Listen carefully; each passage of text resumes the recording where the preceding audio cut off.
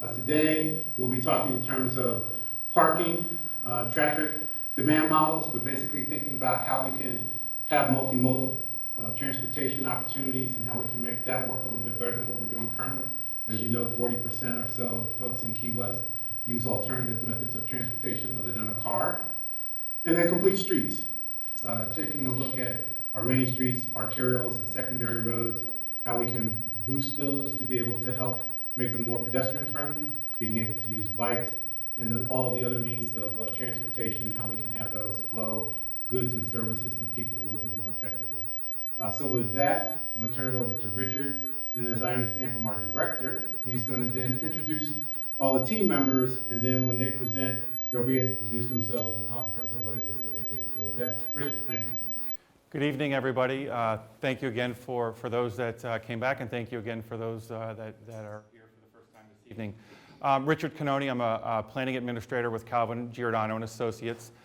With me tonight as part of our team is Nikisha Smith, who's our senior planner, Diana Rivas, who's one of our transportation engineers, Roger Carlton, who's our actually our only sub-consultant, but an in-house expert, we like to call him, and Eric Trineski, that's our director of transportation and traffic engineering. A little bit about CGA. Again, we began in 1937, a small firm in Hollywood, Florida, as a survey company. Since then, we have now grown to over 300 employees and offer a variety of services. The majority of our emphasis is in land use planning and urban design. This just gives you an idea of the multidisciplinary services. Although I was the only one speaking last night, tonight I wanted to bring some of the other experts with us. That's why I have a number of our engineers here to talk about transportation. Again, this is part of our team. As we get into some of the other components of the project, they will also be here for their specific topic. So when we responded to the RFP, there were a number of key tasks that were assigned. One was to create regulations to implement the 2013 Comprehensive Plan, resolve inconsistencies, and codify zoning practices implemented through administrative interpretations. Incorporate new standards programs to facilitate sustainable community and neighborhood growth, and provide appropriate graphic illustrations to show the desired effect of those regulations. And then what staff had done when they put out the RFP was identified major issues. One being the consistency of the comp plan. Second, resolving those inconsistencies, definitions, standards, variances, processes, et cetera. And then incorporation of new standards, programs, and processes. And I'll touch on those next. The first is revision to the workforce housing ordinance. So if you were here last night, we went through that topic. The next, climate adaptation, green building standards, urban design guidelines, zoning regulations, updates to landscape architectural standards, and the last two, adopt a complete street ordinance that includes traffic calming design guidelines and other design regulations to reduce vehicular, bike, pedestrian conflicts, and revise parking generation standards and parking mitigation strategies, such as transportation demand management programs. So what we did is we kind of grouped the major categories. So we have it into 4 different major categories. Again, the affordable workforce, housing, complete streets, parking, transportation demand management. And then next month, we'll be getting into signage in Newtown, landscape and urban design, and then following it up with green building adaptation planning and disaster planning. So to get in some of the initial observations, there's a number of alternative modes, probably more than anywhere in the United States, quite frankly, between bicycle, scooter, the mobility scooters that we seem to see more often, and the electric vehicles. Although there's the pedestrian-oriented zone, there's not really certain waivers for small expansions. So those are other things that we're looking at that could be incorporated. Whether or not, I know this was discussed at one point, whether there's linkage fees tied into the parking garage. So if someone's not required to provide parking, whether they pay into a fund to offset that cost. So these are all of things that we're beginning to explore. Of course, there's the parking variance moratorium that's in place now.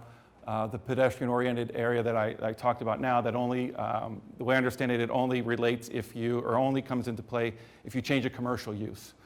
So if you expand that square footage, you still have to provide the parking. It's only if you change to a greater use. So we're looking at then maybe possibly new parking opportunities, which seems to come up a lot too, is commercial vehicle parking, both between New Town and Old Town, what should be, what shouldn't be, loading zones, particularly in Old Town, and how that affects overall traffic flow. Looking at the parking schedule and doing an assessment as to whether or not the standards are reflective of really current trends. And I won't bore you with whether it should be 3 spaces per 1,000 square feet or 2 per 45. And that wasn't the intent to get into that, but we will eventually get into that assessment. Looking at signage, traffic signalization, as well as creating complete streets guidelines. So the way we broke it up this evening is the first topic will be parking in transit. We'll get into shared parking, sustainable parking, green streets, complete streets, and finally car sharing. There's a number of components. Some of it, when you start thinking about how this relates to land development regulations, the way we really wanted to approach this, I mean, the easy way could have been to come in and say, well, everyone uses a standard and we think it should work. If we're going to recommend relaxing a standard or putting an alternate standard in, we want to make sure we understand what's in place right now, both from an operational perspective, both current and in the future. So whatever changes we recommend, we want to make sure that it's properly mitigated or we're planning for. So we wanted to sort of take this holistic approach to it. So with that, I'd like to have Roger come up. I'd like to start with a survey. How many of you own a car? Raise your hand. Anybody who doesn't own a car? Congratulations. Do you park your car somewhere every day? That qualifies you as an expert. What qualifies me is that I have a blazer on. Nobody else in Key West wears a blazer. No. I've been a city manager 3 times in my career, and always in cities that had very vibrant downtowns, lots of tourists coming, and parking shortages and parking confusion, and have developed some strategies over the years that would help to mitigate that. And I was also executive director of a parking authority in South Florida for 7 years that had 30,000 spaces under management. So you pretty much see every issue that comes up in parking in that situation, except for snow removal. We never had to worry about that. So our goal in looking at the parking system here is to determine how the airport, public transit, and the parking program can best support recommendations for land development regulation amendments. What does that mean? If somehow or other we're going to look at a little more density or require a little less parking so that housing can be affordable, then you have to have alternatives. You have to have ways that people can get around. You have to have ways that they can park. So that's our purpose in looking at. We want to develop an interconnected multimodal mobility system that is, number one, fun to use. This is a fun town. If you don't have fun getting around, you're not going to leave with a great impression. So that it's certain, that it's reliable, that you know what it's all about, that it's comfortable, it's got to be air conditioned, clean, that it's sheltered. If you're waiting for a bus after parking your car, you don't want to be out in the rain. So is there a way that you can get people out of the sun and out of the weather? Should be reasonable cost, should be predictable, and the frequency between stops ought to be as limited as possible. If you can figure out a solution that provides all those things, you'll have a good, balanced system that everybody is comfortable using. Picture yourself as a tourist. Now, you're not a resident. You fly into Key West. You want to have a great time while you're here, but you're going to rent a car. Okay? Why did you decide to rent a car? Well, it's awful hard on the website to see what parking is available if you were going to do that, or you don't know if there's a public transit system, or you really don't know what the alternatives are, which will be one of our recommendations a little later in the presentation. There are somewhere between 325 and 500 rental cars that leave the airport, and in peak season, obviously, it's the higher number. The utilization of those cars runs 85 to 90%, which is an astounding statistic, actually. We were quite surprised to hear that. Plus, there are 2 off-site rental car companies that add more rental cars to it. And there's a whole bunch of rental cars that come down from South Florida where people fly into Miami or Fort Lauderdale or Palm Beach and decide they want to come down here. The average tenure of these cars in the field is a little over 4 days. So think of the numbers that that creates just in terms of parking demand. There is no information provided at the airport that we can find that help people to understand where to put those cars, where to park, what opportunities there are to get on the bus somehow. When you're standing waiting for your luggage, which is, depending on time of day, 20 to 30 minutes, what do you look at? A bunch of signs that tell you about restaurants. If you happen to wander over to the racks that have the rack cards, you see hotels and boat trips and all sorts of other things. But there is nothing that helps you to figure out where to park again and how to use the bus if you want to. That's an opportunity. When you go over to the rental car stand, a second opportunity comes into play, which is that there can be a handout there where here's your contract for renting the car, and here's a map of the city where all the parking spots are and the rates, and here's where the bus is linked to it and that sort of thing. So there's a couple of opportunities that will provide some more detailed recommendations. Once you get into your car, and you probably have a map, there are different routes to get over to where your hotel is, where you're going to stay. But the signage, while it exists about parking, is small. A little hard to find. If you're driving and paying attention to where you're going, you might just go right past it.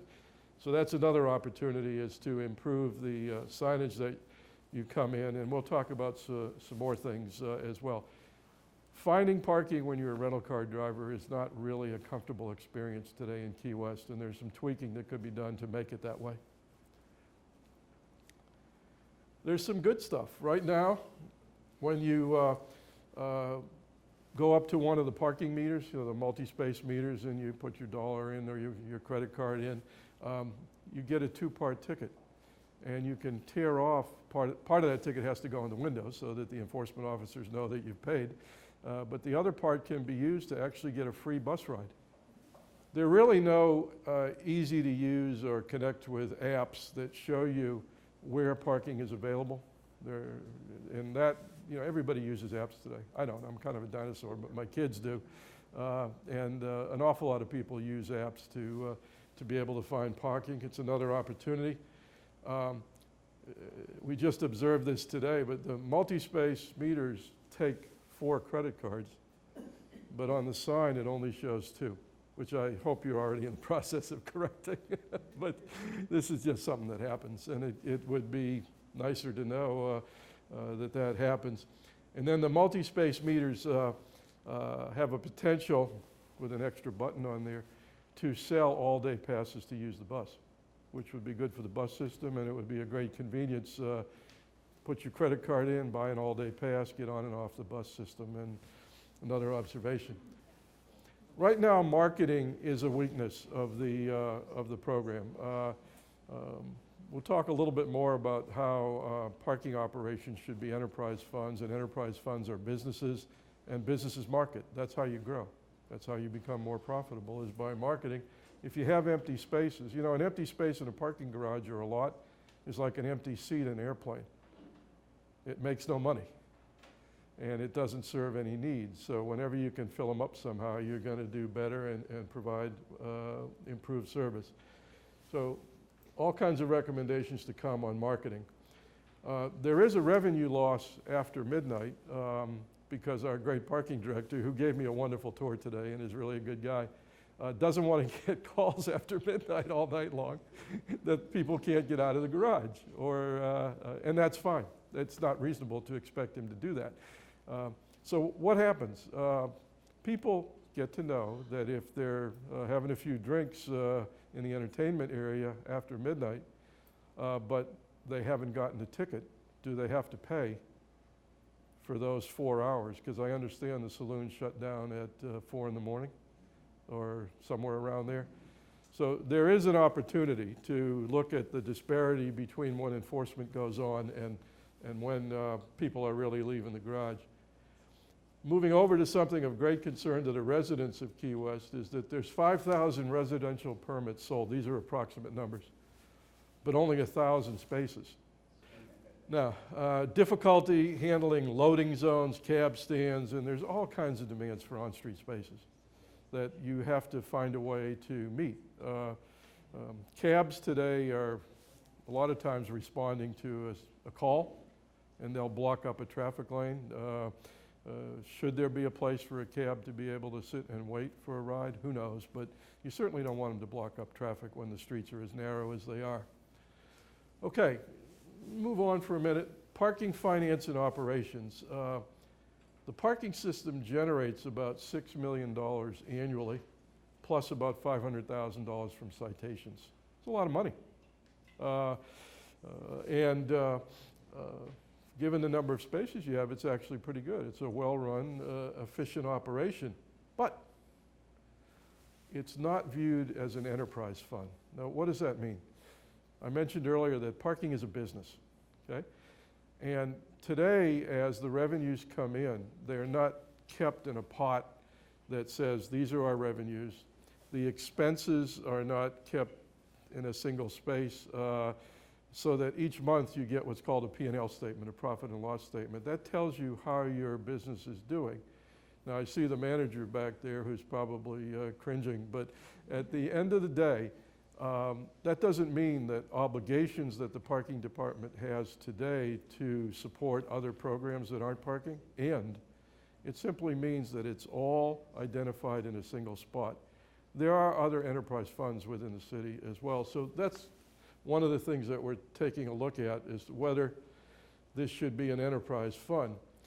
And when that happens, and your monthly analysis is not just how well you're operating in terms of serving the public and all that, but it's whether you're making money that can be used for not only parking purposes, but for adding some services that might be necessary to mitigate if there's going to be a little more density, to be able to build affordable housing and some all these things that relate to each other.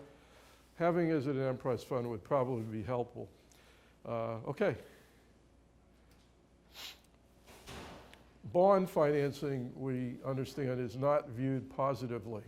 Okay, there haven't been a lot of bond issues issued by the city. Now, in some ways, this is a good thing. Not to have debt is a good thing. But in other ways, if you're going to build a parking structure which ought to last 50 years, why not spread out the payment over 30 years instead of using cash, if you have it? And then that cash can be used for other needs of the town, be they parking or transit or other things. So it's something worth debating about bond financing. We think that if bond financing was used, so you didn't have to cash flow major infrastructure improvements, and this enterprise philosophy of a business-like operation were implemented, that the parking program might be able to generate between $1 and $1.5 million additional net revenue each year. So that's a big number. And I'm sure, since the needs of government know no bounds, that there might be some good uses for that revenue. Okay, and then one other piece of that is citation collection. The rate of citation collection today runs around 50%, a little less. Yeah, the money collected from the tickets written. We write about 1 million, but we collect about 500,000. Now, that's not terrible, but there are jurisdictions that can get that up to about 80% through some different procedures. So a lot of people are live and let live on tickets, but if you get a ticket and you're a violator, in particular a repeated violator, you ought to get a signal that that's not acceptable behavior. And then we talk about survey, the rates.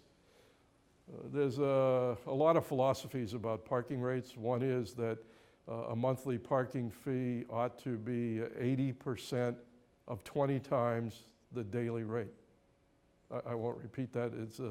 I didn't do too good in algebra in high school, but at the end of the day, That's one thing. So are the monthly rates too low? One question. Another one is, are the rates comparable to the private sector rates that are being charged? They're probably significantly below. And if the purpose of an on-street space at $2 an hour is to create turnover, get people in and out quickly, $2 an hour, which is a high rate, by the way, for on-street on a national basis, doesn't move people out of those spaces when it's $4 or $5 an hour in the parking garage right next door that's owned by the private sector. So that's a survey that could be done. And I did throw you a bone. I said quarterly before, and now it's every 6 months, so that's okay. All right, prepare a spreadsheet for residential parking utilization. This is another thing, and we talked about that. 5,000 versus 1,000.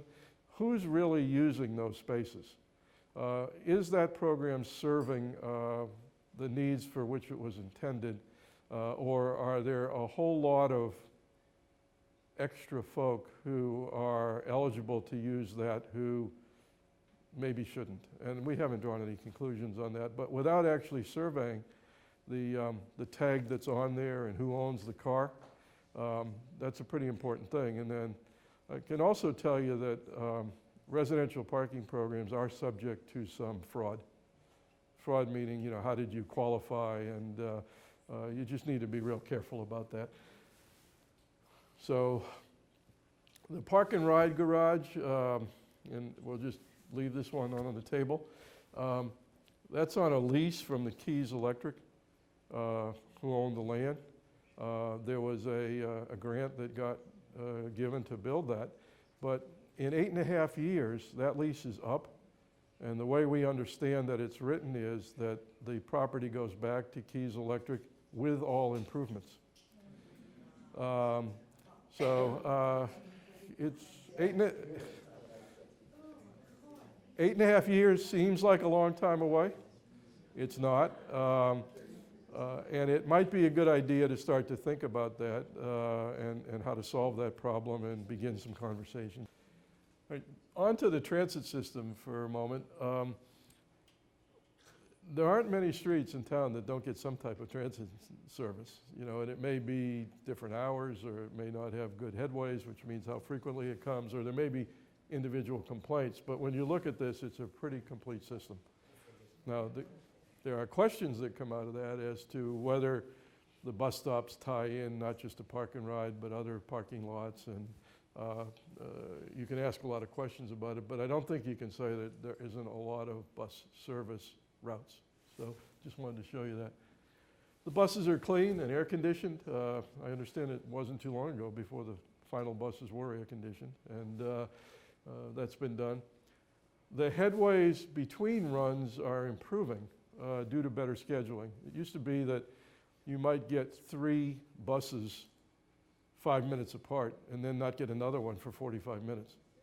So now, and that happens for a whole bunch of reasons, but now they're really working on that, and they're trying to spread them out and make sure that the headways are better.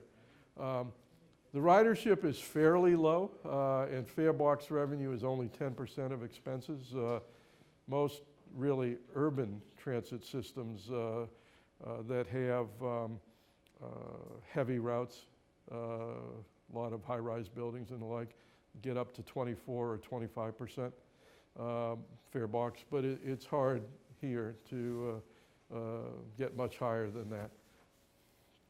Okay, what are some of the marketing possibilities? And this ties into some more information from the rest of our presentation, but a citywide graphics program for identifying public buildings, for parking lots, for parks, where there is an identifier. It's a color scheme, it's the shape of the letters, it's the shape of the signs, and there's so many opportunities in this town, which has, you know, such a wide variety of things happening, can really change how people perceive their town. From the entrance sign to the sign on the way out that says, "Thanks for coming," to dozens of different applications. Signs are very expensive. And the fancier they are, the more expensive they are. And when you're in a caustic environment with all the salt air here, they really have to be well done. But they can be transformational for how people feel about their town. Something to consider. The arts in public places for wayfinding, bus stops, bike racks, et cetera. Those are not real pretty things today. They're kind of clogged up and they don't really add to the city other than providing a place to put your bike and that sort of thing, which is important. But there's art in public places opportunities to make those bike racks really cool. You could have a competition amongst local artists and pick 10 or 15 bike racks and give them an award for doing the design and then build the thing, and creates conversation. It creates a buzz and excitement. It would be nice to have an AM radio station. You remember seeing those on the Turnpike and elsewhere, you know, for information about traffic, just hit station 950 or something? That could happen here too. And it could be all kinds of information, not just about parking and transit, but about other city events that are happening. Not very expensive. You have to get a license to do it, but it's not a lot of money. And then a training program for the hotel concierge and the front desk personnel about the public opportunities that are available, not just for parking and transit, but other things as well. And that could be run through the Tourism Development Agency or any other number of ways, but would be helpful. We heard last night from somebody who said, you know, you guys are doing a real great job for the visitors, maybe a good job for the workforce, but you're not thinking about the retirees. People who have worked all their life, they've lived here, worked hard, been contributors to the community, and all of a sudden their only income is Social Security. And all their expenses are going up for flood insurance and taxes and everything else, and they're just squeezed. This is a small opportunity, but it might be fun, that people could become a goodwill ambassador, wear a nice uniform, be out at the airports. When people are standing around to get their luggage, they can greet them, they can give them some information about the town, and maybe they get a tiny salary, which could come out of all this increased parking money if we're right. And at the same time, you might give them a free parking pass to put their car to save them money, which is just as good as giving them a salary. So there's some things that could be done. Initiate Parking Employee of the Month program, and I didn't ask you if you have something like that, but you know, employees like to be recognized. Everybody knows that. And if somebody did an act of kindness or went out of their way to help a customer or got some letter for whatever they did, it would be nice to have an award for them, publicize that, and let folks know that if they help folk, they might get recognized. And then all this kind of turns into what you call placemaking. Now, Key West is a place. People understand it, they know it, you know, whether you're a parrot head or a Jimmy Buffett person or somebody who likes to lay on the beach, it is a place. But with all these different things, you kind of bring it all together and enhance that. And that program needs some definition, but people should be proud of where they live, and they should be boasting about where they spent their vacation and letting friends know that this was a fun place. I had a great time there. Okay, long-range planning. Establish a staff-level mobility council with all the related city departments, planning, engineering, the bus system, parking department, and anybody else who should be involved, the airport, the Tourism Development Authority, and have these folks meet once a month to talk about the issues of mobility, to avoid conflicts, to be able to collectively advocate new programs, to look at budgets, to look at grants, and just share information. And perhaps that could morph into a transportation demand management strategy, which you'll hear some more about. Thank you. Speaking of that international flavor, my name is Eric Chernesky with a long 13-letter last name. I'm going to go over some more of the transportation demand management. You guys mentioned some things regarding placemaking and some of these other things, so you're going to see a little bit. But real quick about myself. I know you guys already heard I'm the Director of Traffic Engineering and Transportation Planning. I have about 19 years of experience in the industry. I'm very passionate about transportation infrastructure. A couple things. I worked for about a little over a year and a half at the City of Fort Lauderdale as a transportation manager during their transition period here into a, they want to call it more complete streets oriented city in their downtown as more and more development goes on downtown. I got to see things. I actually created their Complete Streets Manual. I created their multimodal connectivity program, which is called Connecting the Blocks, which is actually adding more and more bike lane facilities and connecting the Wave streetcar, which is getting ready to start being built next year. And one last tidbit, because you're going to hear a lot of green streets and sustainability stuff from me. I am an Envision sustainability professional. That is, everybody realizes what LEED AP is. That's more for building. Envision sustainability professional is more for the infrastructure and the built environment. So you can have projects rated, it's just as you do on buildings, how resilient they are for climate change, sea level rise, that type of thing. So we were talking about shared parking analysis, parking demand strategies. One thing is coming up with criteria for shared parking for mixed use redevelopment projects that have complementary land uses similar to retail and residential that have different peaks for parking. So creating that different policy to where you allow development to occur, implementing the Urban Land Institute Shared Parking Manual, other strategies such as APA flexible parking requirements, and then the multimodal considerations. You mentioned Uber, and more and more you're finding the millennials, they don't want cars. They're out there and they're living in downtowns where they can work, where they can live, they can play, the livability principles, all those types of things. So we need to create that sort of shared parking strategies, not for every development, but for certain developments that it yields itself to. What you see on the screen here is one of the most sustainable parking lots in all of the United States, actually, and it's in South Florida. I helped create that. It's at City Hall by Fort Lauderdale. It's got increased solar reflectivity. They used some different materials. And when you talk about Key West and you know that it's an area of critical environmental concern, you want to find ways to create different sustainable infrastructure opportunities. And one of them is in the use and design of your parking facilities. There's benefits to reducing and combating the heat island effect when you use certain materials for solar reflectivity. But then there's also I know there's a big issue from stormwater. How you battle the stormwater. This facility here was created with this paved drain technology. It absorbs the water, and so not only are you're helping out the environment, but you're also increasing ways for you to battle your stormwater in different manners. Public places. We talked about parklets. Creating a policy to allow business owners to utilize some of the on-street parking. So a parklet is sort of created in that 1 or 2 space parking facility. You can see you have a public space. You can either have a green area and have people sit in that manner. You can have areas for bicycle storage. All these are different tools, not to create in the area where you walk, because obviously you want to have intermodal connectivity for pedestrians, and we all love the 10 to 12 to 14 foot shared walking facilities that we all walk on. So this is on the other side. This is in the street. This is in the right of way.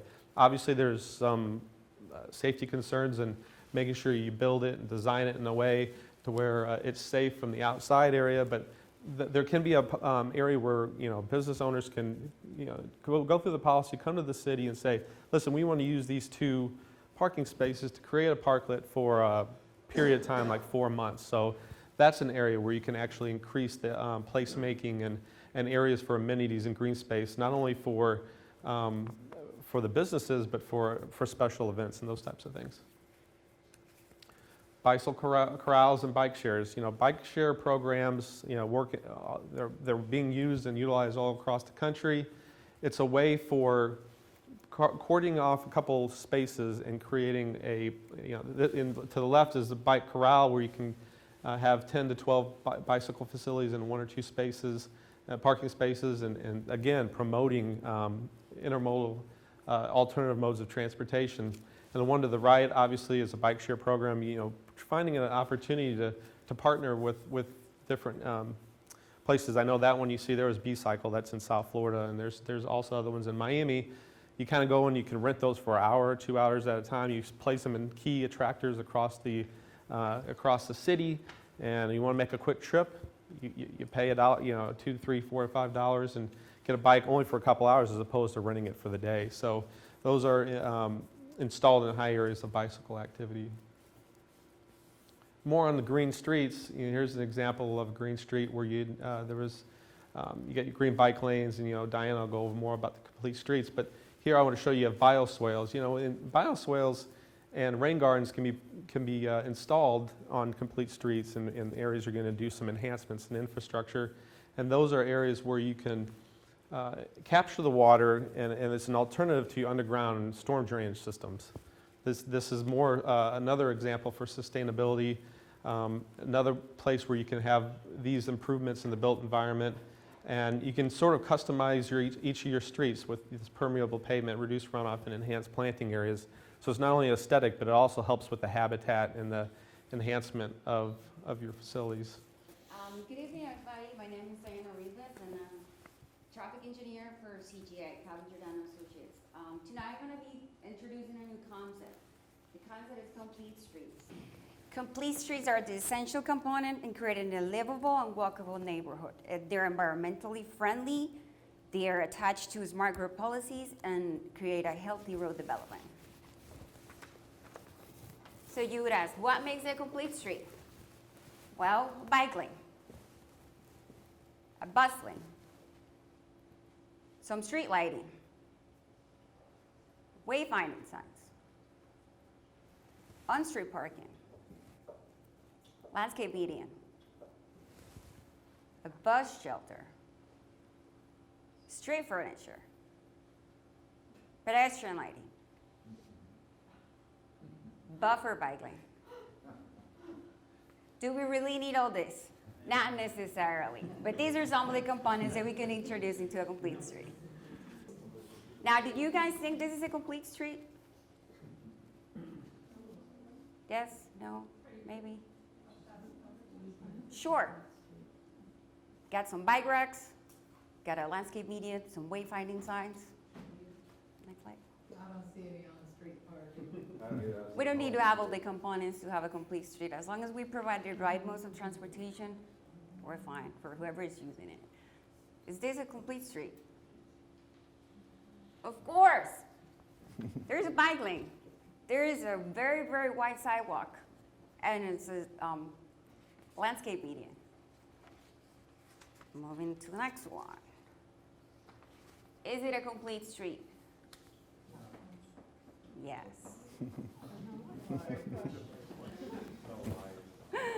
We're providing the right means of transportation in the right places. We don't have any pedestrian traffic here, so we're not providing any pedestrian sidewalks. So it's,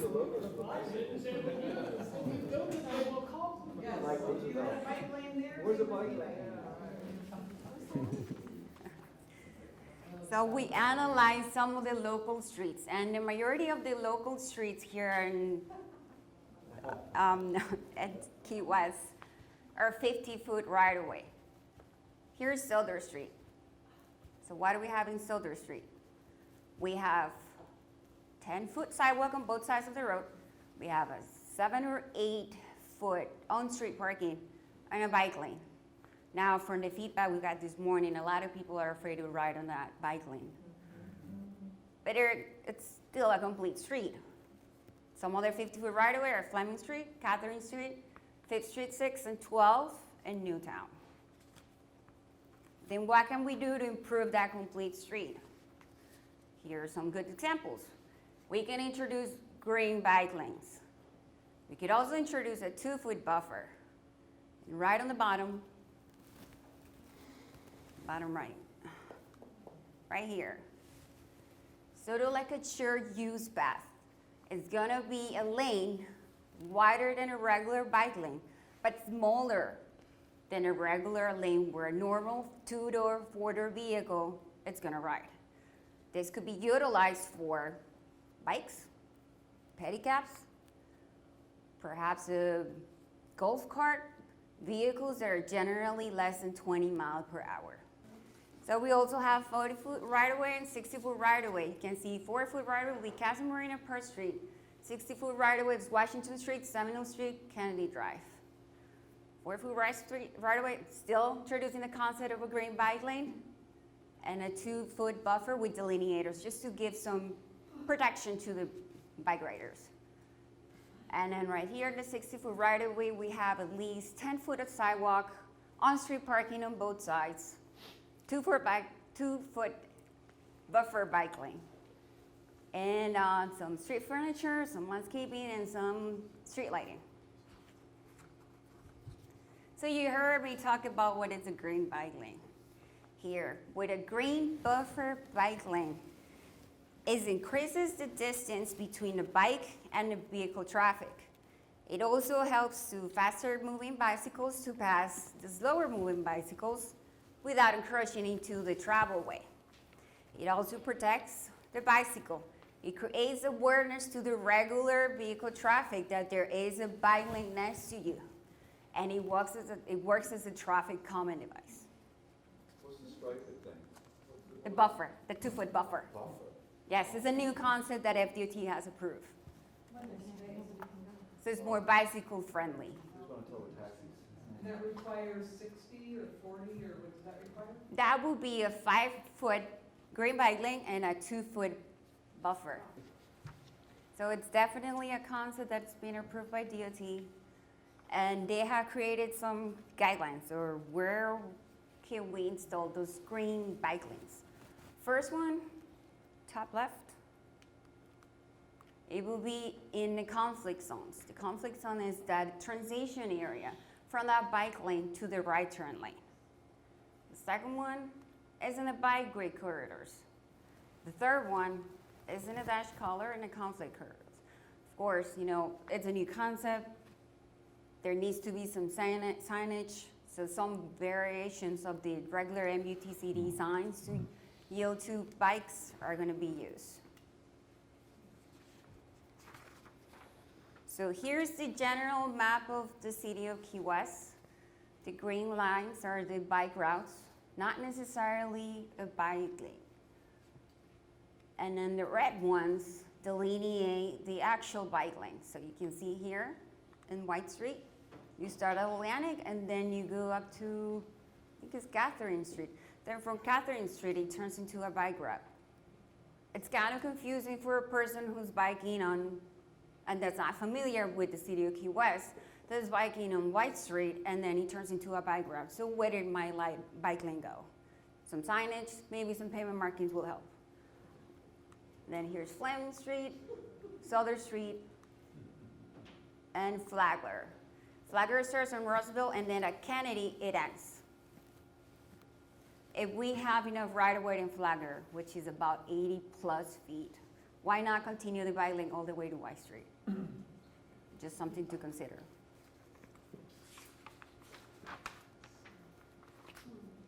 Here is another map. It just shows some of the main places where bike rentals are. Some of the historical port. There's a couple on Truman, Roosevelt, right here on Duval. That's the majority of them.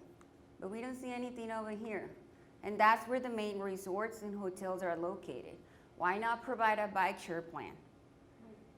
When they're there, maybe tourists can actually rent a bike and then ride all the way to downtown. So Cheros, what is a Chero? It's a share lane marking. It's a road that you share with the regular traffic. These roads are generally 35 miles per hour or less for a posted speed limit. They also have low volume of vehicles. Low posted speed limit. What a share does is prevent the door and collision. When there's on-street parking and somebody opens the door, last thing you want to do is to hit a bicycle. It also alerts the road users of bicyclists, and it tells the bicycle the direction of the bike route. Pedestrian crossing features. Okay, the goal of DOT and local government is to have the pedestrian cross the road in a safely manner. This is one of the things that we're looking into Duval Street. So what can we do in Duval Street to improve pedestrian crossings? We can mark the crosswalk. Not necessarily everybody's gonna do it, but we can actually alert the driver, hey, there's people walking here. And we can actually direct the pedestrians to walk in certain places. We could also start a Maywalk crosswalk. That, for the installation of Maywalk crosswalk, it just needs to meet the demand. It just needs to be a lot of people cross at a certain time in a particular place. There also needs to be some signs, yield to pedestrians, stop for pedestrians. We can also introduce a concept of a rectangular rapid flashing beacon, which is this one right here. It has an LED light that flashes every time the button gets pushed. So basically, just to sum up, what complete streets is to provide the right mode to transportation at the right time.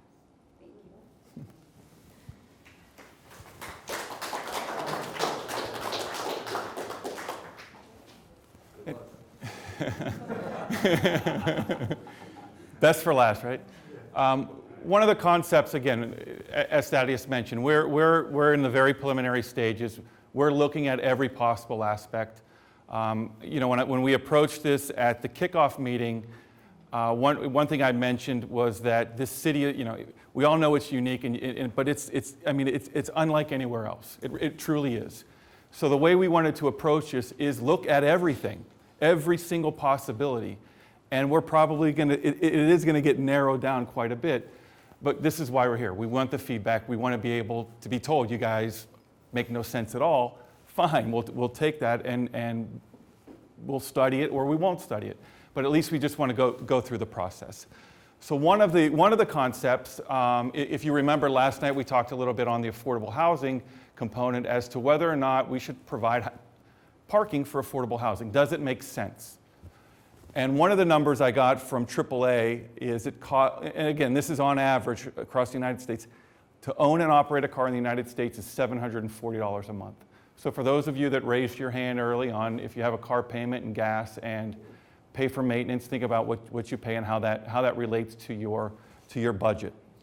What car sharing is, it's designed primarily for shorter time, shorter distance trips, and it's really an extension of the transportation network. It's to enhance mobility options, so it's not your cure-all. You're not going to use it every day for everything. But if you are, in an affordable unit, and maybe you do need to go to the grocery store, or you need to go to Sears, you might use a car share for something like that, as opposed to maybe not using the bus. They're usually charged by the hour, and they're all inclusive of gas and insurance. What they're not is carpooling. It's not ride sharing, and I know it was brought up earlier, and it's been a debate. Not just here, but everywhere. It's not Uber and it's not Lyft. So what is it? How does it work? There's a number of companies that do this. What it is, you essentially have a credit card. Some you pay a registration fee, some you don't. It's a monthly charge. It's becoming extremely popular, very popular, not just throughout the U.S., but even more so in South Florida. Some of the vehicles that Zipcar is one example that they use the electric cars, but you typically swipe the card. It's a prepaid amount, and you drive the car as long as you want. It tells you where to pick it up. There's a mobile app that tells you when it's available, and you drive the car. You return the car. A lot of times there has to be a dedicated space for it. Possible locations. Residential developments provide an alternative to residents without a vehicle or those that sometimes need a second vehicle. Hotels reduce parking congestion, especially some of the smaller hotels that we have here that don't have any parking. Airports, you would have no waiting lines, paperwork to fill out because you register before. And parking garages and on-street spaces where the people already are. You can just have those spaces and have those cars reserved. What we've seen around even South Florida, some municipalities have partnered with the city, actually with FDOT and other providers. Some of the car rental places have really caught on to this. Enterprise now does a program Hertz now has an on-demand as well as Zipcar. Most of the time they have these vehicles available at parking garages that the city owns. They'll lease the spaces out as well as other on-street locations. One of the components that FDOT has put in with their commuter services are residents who either carpool, vanpool, ride transit, or use these sort of other mobility options. At least 3 days a week, they get 10 free car share rental hours. So if you live downtown, you don't have a car, it could be worthwhile. So again, these are some of the aspects and some of the things that we're going to continue to explore as we sort of start to bring all of these things together. The car share at first is like, I don't know about this, but it has become extremely popular. In fact, sometimes I think I would much rather have the car share because you don't have to wait for a cab. You know when you want to use it and to go where you need to go.